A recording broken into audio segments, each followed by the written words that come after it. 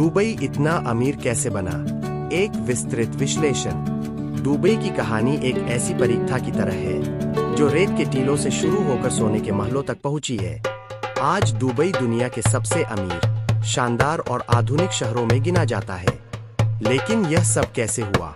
क्या सिर्फ तेल ने दुबई को इतना अमीर बना दिया? जवाब है नहीं। दुबई की सफलता के पीछे एक बहुत ही सोची समझी रणनीति, दूरदर्शिता और कड़ी मेहनत है। आइए इसकी पूरी कहानी समझते हैं। एक शुरुआत, तेल से पहले का दौर, द बिगिनिंग, बिफोर ऑयल। बहुत से लोग सोचते हैं कि दुबई हमेशा से तेल के पैसे पर अमीर रहा है, लेकिन ऐसा नहीं है। 1960 के दशक से पहले दुबई एक छोटा सा मछली पकड़ने और मोती, पर्ल्स के व्यापार का केंद्र था। यहाँ के लोगों का मुख्य व्यवसाय समुद्र पर निर्भर था। हालांकि 1930 के दशक में जापान में कृत्रिम मोतियों, कल्चर्ड पर्ल्स का उत्पादन शुरू होने से दुबई के मोती व्यापार को भारी झटका लगा। इससे पहले कि दुबई बर्बाद हो, उसे एक नई दिशा मिली। दो सोने की खान, कच्चे तेल डिस्कवरी ऑफ ऑयल। 1966 में दुबई की किस्मत बदल गई जब उसके समुद्र तट से कुछ दूरी पर फतेह नाम का पहला तेल का भंडार, ऑयल फील्ड, मिला। इसके बाद 1969 में दुबई ने पहली बार तेल का निर्यात शुरू किया। तेल से मिलने वाला पैसा वह जादुई बीज था जिससे दुबई की तरक्की का पेड़ उगा। हालांकि दुबई के पास अपने पड़ोसी देशों जैसे सऊदी अरब या अबू धाबी जितना विशाल तेल भंडार कभी नहीं रहा। यहीं से दुबई की दूरदर्शिता सामने आती है। 3 दूरदर्शिता, तेल पर निर्भर न रहने की सोच, the vision beyond oil. Dubai के शासक शेख रशीद बिन सईद अल मखदूम एक बहुत ही दूरदर्शी नेता थे। उन्होंने समझ लिया था कि तेल एक दिन खत्म हो जाएगा। इसलिए तेल से मिलने वाली आमदनी को उन्होंने दुबई के भविष्य में निवेश करना शुरू कर दिया। उनका लक्ष्य था कि दुबई को केवल तेल पर निर्भर न रखकर एक वैश्विक व्यापार और पर्यटन केंद्र बनाया जाए। यही एक फैसला दुबई की तकदीर बदलने वाला साबित हुआ। 4 रणनीति, दुबई को बनाने के मुख्य स्तंभ, the strategy, key pillars of success. Sheikh Rashid और उनके उत्तराधिकारी शेख मोहम्मद बिन रशीद अल मखदूम ने दुबई के विकास के लिए कई चतुर रणनीतियां अपनाई। व्यापार के लिए अनुकूल माहौल, business friendly environment, tax free व्यवस्था। दुबई ने व्यक्तिगत आय पर कोई टैक्स, इनकम टैक्स नहीं लगाया और कॉरपोरेट टैक्स भी बहुत कम या शून्य रखा। इससे दुनिया भर के व्यापारियों, निवेशकों और कंपनियों ने यहां अपना ऑफिस खोलना शुरू कर दिया। Free zone, free zones Dubai में जेबेल अली जैसे फ्री जोन बनाए गए, जहां विदेशी कंपनियों को 100% मालिकाना हक, ओनरशिप देने के साथ साथ सारा मुनाफा विदेश भेजने की छूट दी गई। इससे हजारों अंतर्राष्ट्रीय कंपनियां आकर्षित हुईं। शानदार इंफ्रास्ट्रक्चर, वर्ल्ड क्लास इंफ्रास्ट्रक्चर।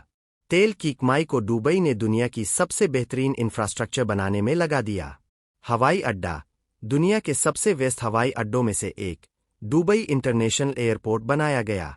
यहां से दुनिया के लगभग हर कोने के लिए उड़ानें हैं, जिससे यह एक प्रमुख कनेक्टिंग हब बन गया। बंदरगाह, पोर्ट जेबेल अली पोर्ट दुनिया के सबसे बड़े मानव निर्मित बंदरगाहों में से एक है और मध्य पूर्व, अफ्रीका और एशिया के बीच व्यापार का केंद्र है।